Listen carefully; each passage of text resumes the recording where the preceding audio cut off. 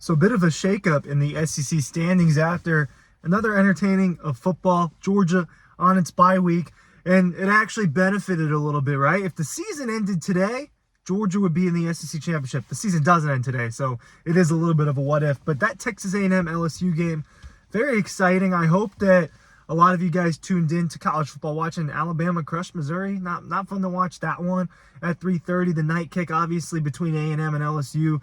That was the SEC championship matchup heading into the game. Obviously, now one of them has lost, and that is LSU.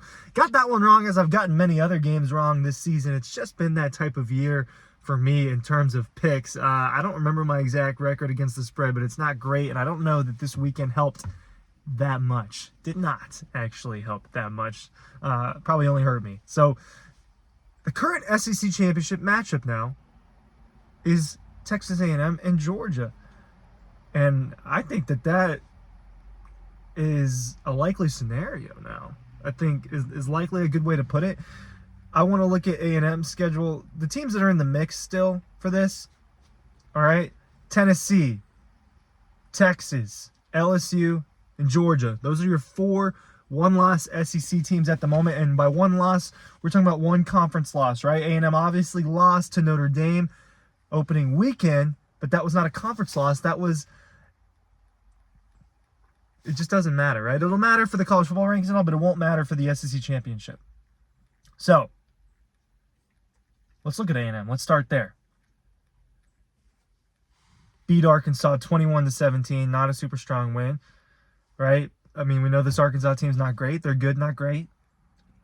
41-10 over Missouri is an impressive win. Missouri losing by 31 with their quarterback. Not a good look for the Tigers there. Mississippi State 34-24.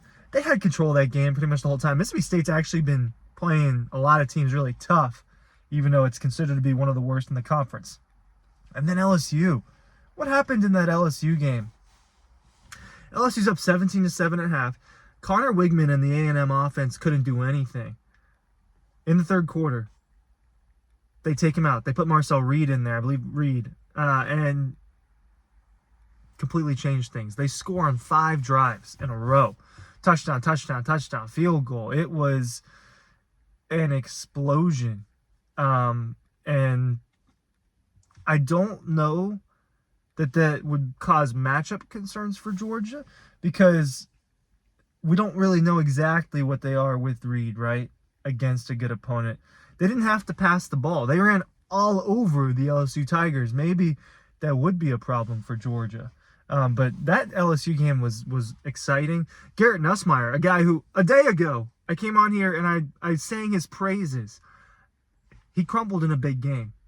All right, so that my opinion of Nussmeier is fluid, and now I'm like, oh man, that was one of his first really big moments, and he failed that test. We talked about that a little bit, right, with Ewers and Beck. They had a big test against each other, and they both didn't really pass in terms of, hey, is this guy going to be really good at the next level? Kind of feel that way about Garrett Nussmeier. A&M defense got better as the game went on, and of course, once they made the switch from Wigman to Reed, the offense got better. Why? He can run the ball. That kid's electric. He's fast. I don't know exactly who he reminds me of, and I don't want to say Lamar Jackson. In terms of the build, though, skinny and all that, there's a little bit of Lamar in there, but it's not quite the same.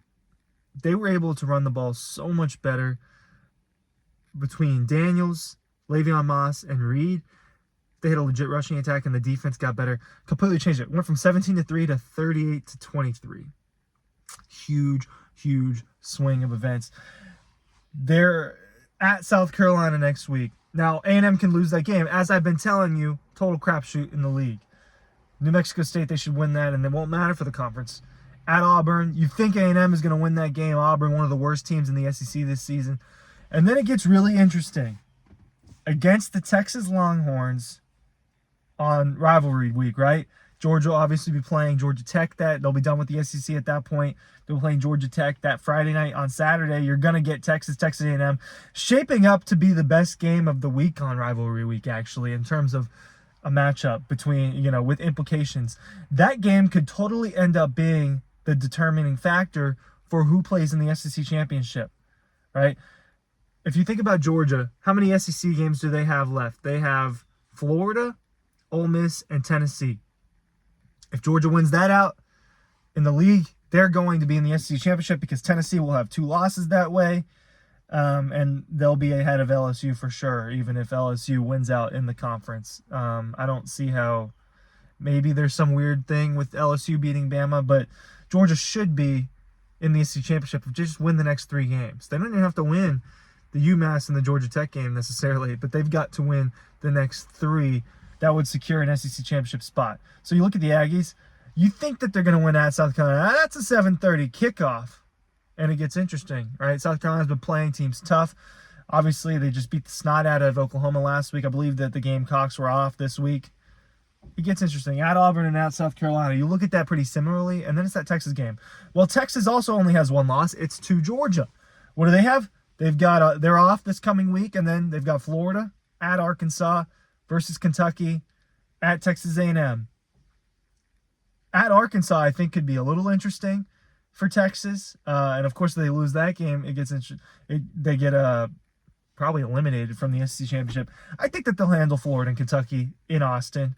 But at A&M, we are looking at that Texas and Texas A&M game as being a huge determining factor in the SEC championship matchup. Well, I guess you can't count out LSU or Tennessee, right? I haven't pulled up Tennessee's schedule, but I have it up now. I'm looking at LSU. They're off this coming week, and then they get Alabama at home. You win that game, you're still alive in the conference, right? 1 loss at Florida. I think that here's the problem with LSU. As much as I've picked them over the last couple of years, as much as I picked them this season, LSU is hard to trust, right? The defense can crumble like you saw it crumble against A&M last night. It has games like against USC where you're like, well, LSU, you're the better team, and you're losing this game. LSU almost lost at South Carolina. You wonder if something similar could happen to A&M, right? LSU's biggest problem right now, not running the football well. Just not. They didn't run the ball well against A&M. They asked Garrett Nussmeier to do too much. And in result, he did do too much, and he threw some bad picks. Now, the Tigers are still alive. I think they beat Oklahoma. I think that they beat Florida. I think that they beat Alabama, actually. And then Vanderbilt. So this is going to be interesting. Assuming LSU wins out, which I think is totally possible. I'm not predicting it. I'm not telling you to go bet on it, but I think it's possible. Tennessee. Now, if Tennessee beats Georgia, things change.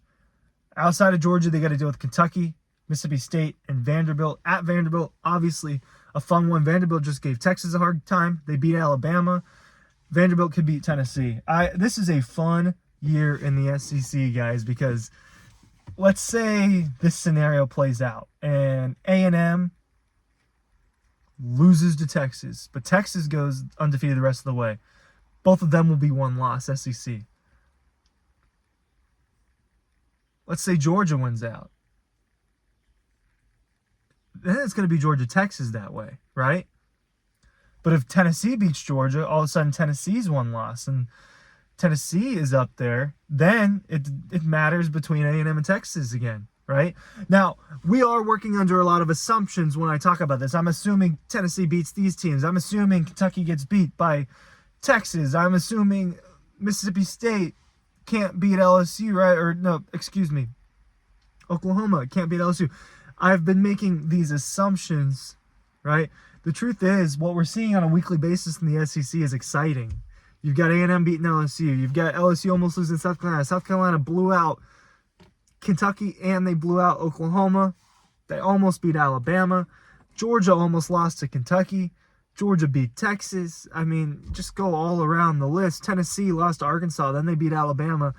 This is a fun time in the league. It is a lot of our preconceived notions heading into the season haven't been true, and that's kind of a little bit of how we're evaluating some of these things, right? The preconceived notions, Texas, Georgia, Bama are going to be up here.